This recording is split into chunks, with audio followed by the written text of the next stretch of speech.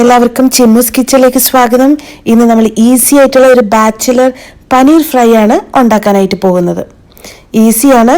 ഇതിന് വേണ്ടത് എന്തൊക്കെയാണെന്ന് നോക്കാം. 1 ടേബിൾ സ്പൂൺ മുളക് പൊടി, കാശ്മീരിയോ അല്ലെങ്കിൽ എരിവുള്ളതോ നമുക്ക് ഉപയോഗിക്കാം, നിങ്ങളുടെ ഇഷ്ടം പോലെ. 1/4 സ്പൂണ് മഞ്ഞൾപ്പൊടി, പിന്നെ ഏകദേശം ഒരു ടീസ്പൂണ് കുരുമുളക് പൊടി, പിന്നെ ആവശ്യത്തിന് ഉപ്പും. ഇത്രയും കാര്യങ്ങൾ മാത്രം മതി നമ്മളിപ്പോൾ ഉണ്ടാക്കാൻ പോകുന്ന ബാച്ചിലർ പനീർ ഫ്രൈ ഉണ്ടാക്കാൻ. നമ്മൾ ചിക്കനൊക്കെ ഫ്രൈ ചെയ്യുന്ന പോലെ ഇതിട്ടതിന് ശേഷം നന്നായിട്ടൊന്ന് മിക്സ് ചെയ്ത് കൊടുക്കുക. അപ്പം നന്നായിട്ട് മിക്സ് ചെയ്തതിന് ശേഷം വറുത്തെടുക്കുക. ഇത്രയേ ഉള്ളൂ നമ്മുടെ പനീർ ഫ്രൈ ഉണ്ടാക്കാനുള്ള പണി.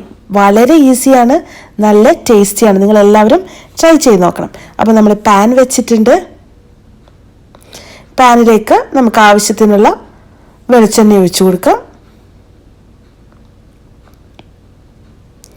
അത്യാവശ്യം ഒന്ന് വറുത്തെടുക്കാനുള്ള വെളിച്ചെണ്ണയാണ്. നമ്മൾ ഡീപ്പ് ഫ്രൈ ആയിട്ടൊന്നും കോരിയെടുക്കുന്നില്ല, പകരം ഒരു ഷാലോ ഫ്രൈ ആണ് നമ്മൾ ചെയ്യാൻ പോകുന്നത്.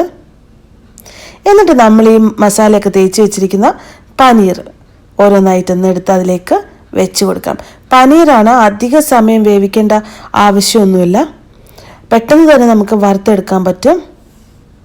ഓരോ മിനിറ്റ് ഓരോ വശവും നമുക്കൊന്ന് വേവിച്ചെടുക്കാം. അപ്പോൾ ഒരു വശം ഒന്ന് വറുത്ത് കഴിയുമ്പോൾ നമുക്കതൊന്ന് തിരിച്ചിട്ട് അടുത്ത വശം കൂടെ വറുത്തെടുക്കാം. ഇപ്പോൾ ബാച്ചിലേഴ്സായിട്ട് താമസിക്കുന്നവർക്ക്, അല്ലെ ഒത്തിരി സമയം എടുത്ത് കുക്ക് ചെയ്യാൻ ഇഷ്ടപ്പെടാത്തവർക്കൊക്കെ ഈസി ആയിട്ട് ഉണ്ടാക്കാൻ പറ്റുന്ന ഒരു വിഭവമാണ് ഈ ഒരു പനീർ ഫ്രൈ. നമ്മൾ ഇതിൽ കൂടുതൽ ഉള്ളി അരിയേണ്ട, വേറെ അങ്ങനത്തെ കാര്യങ്ങളൊന്നും തന്നെ ചെയ്യേണ്ട. ആവശ്യത്തിന് കുറച്ച് മസാലയും ഉപ്പും ചേർത്തിട്ട് മീനൊക്കെ ഫ്രൈ ചെയ്തെടുക്കുന്ന പോലെ തന്നെ വറുത്തെടുക്കുക. ഇത് പെട്ടെന്ന് ഫ്രൈ ആവും. ഓരോ മിനിറ്റ് ഓരോ വശം ഫ്രൈ ആക്കി എടുത്താൽ മതി. വളരെ ടേസ്റ്റിയാണ്. ചോറിൻ്റെ കൂടെ ടേസ്റ്റാണ്, ചപ്പാത്തിയുടെയും കൂടെയും ടേസ്റ്റാണ്. അപ്പോൾ നിങ്ങളെല്ലാവരും ട്രൈ ചെയ്യണം ഈ bachelor paneer chicken. Thank you.